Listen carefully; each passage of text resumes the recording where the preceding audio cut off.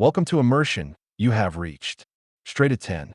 Dinfant trouble, synthetic love.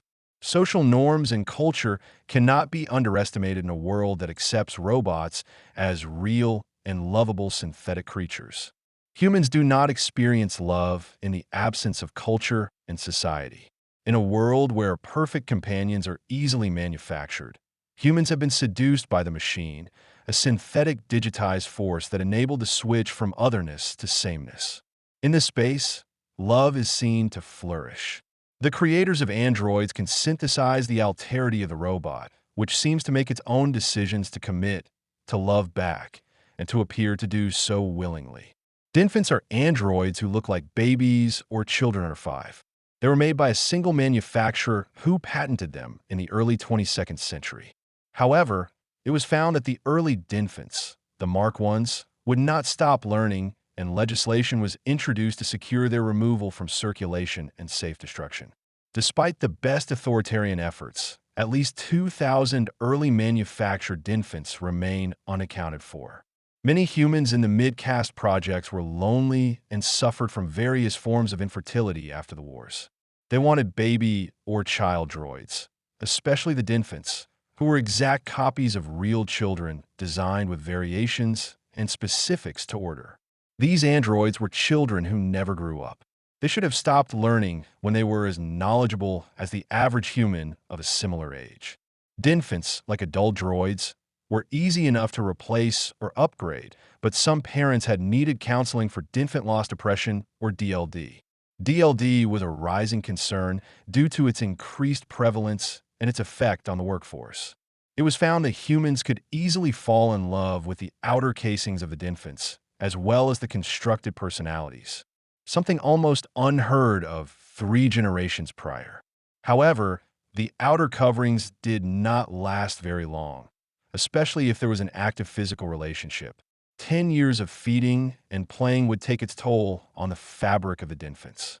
If the parents could not afford repairs, they would soon begin to look worn and disheveled, which reflected badly on the manufacturers. Of course, this also applied to adult droids who would usually be upgraded regularly. Droid manufacturers usually offered ongoing upgrades as part of a rental or lease scheme. But some humans fell in love with their droids and had blessing ceremonies. It was not legal to marry a droid because of the financial implications following the death of a human.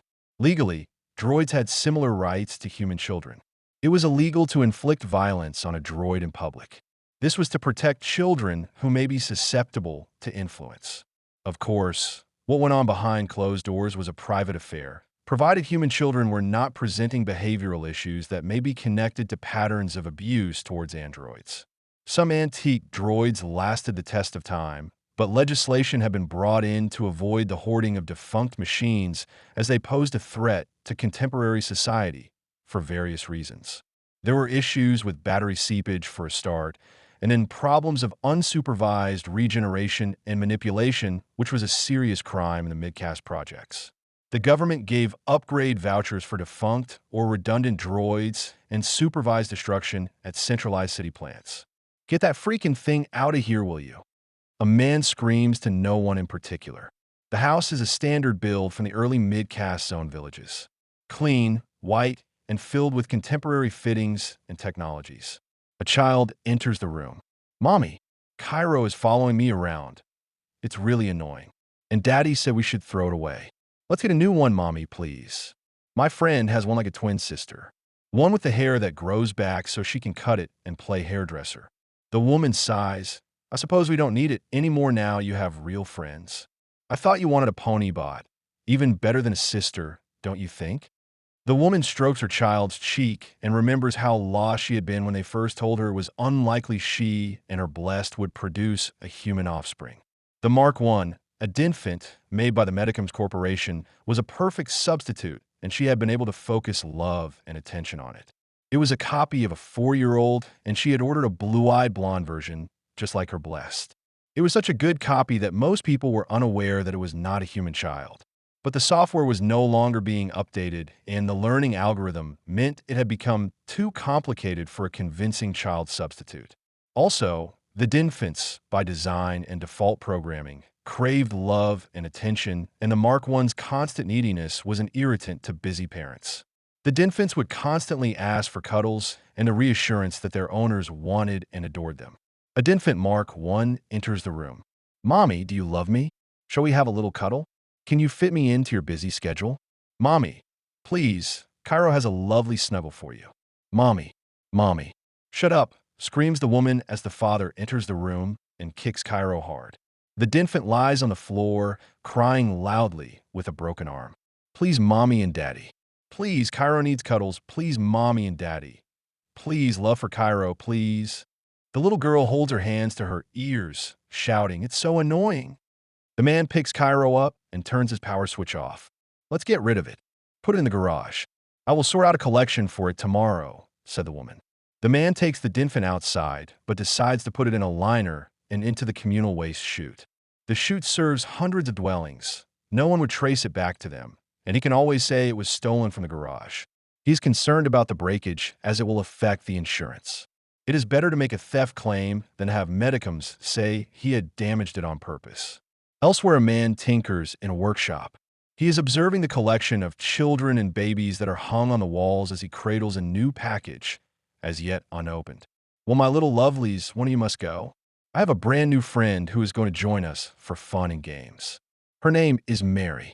The man, wide-eyed and excited, unwraps the new child droid.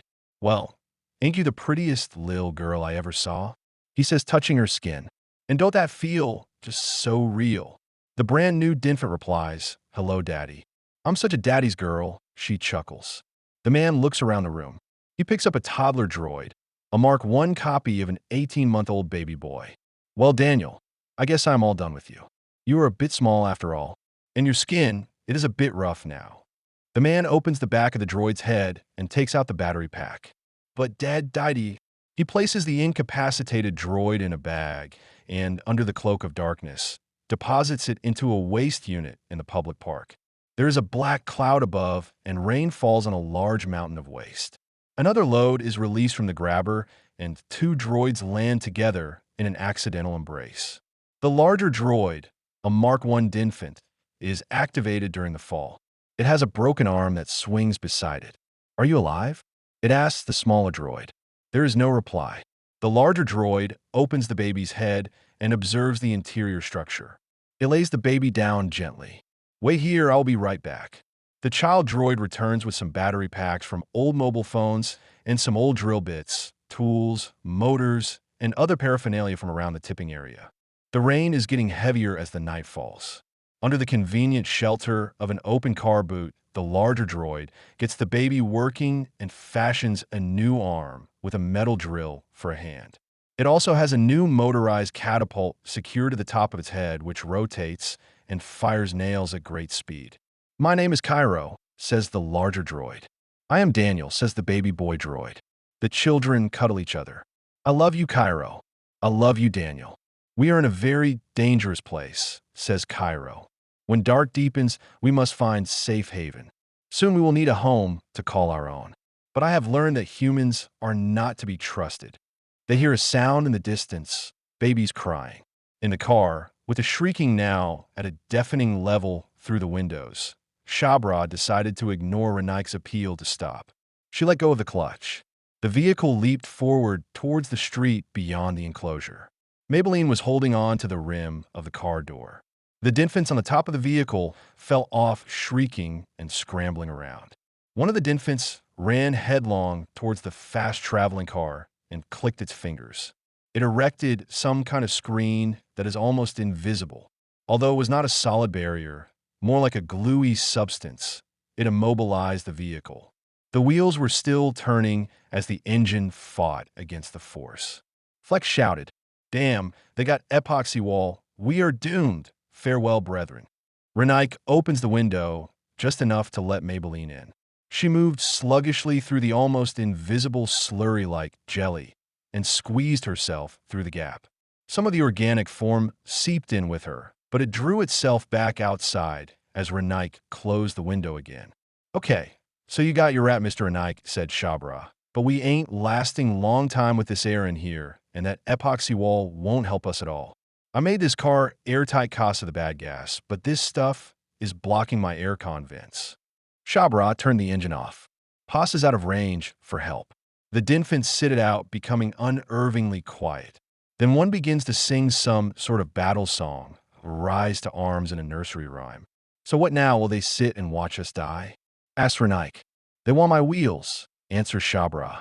This epoxy wall, nice stuff if it's on your side. Shall we break some off? Might come in handy, says Flex. We couldn't get enough of it before it smothers us, said Shabra. Renaik is desperately asking Paz to make some kind of plan. Suddenly, Maybelline throws herself at the horn. For the brief moment that it sounds, there is an immediate reaction from all the Dinfants who jump around and cry whilst flailing their limbs about. Shabra gasps, Ratty, you are welcome in the Shabra carriage. They hate the horn. Must be them their low decibels I used. Hold on tight, people of the night. Shabra tells Renaik to engage the horn, which explodes audibly out of Shabra's surround sound external speakers as the jelly recedes. The Dinfants are freaking out and running away, dragging the epoxy wall behind them. Shabra, laughing, starts the engine slowly and follows the retreating Dinfants, gradually gaining speed out of the enclosure. To be continued. Copyright 2026 Tale, Teller Club Publishing / Sarnia de la Mare. iServalin.com.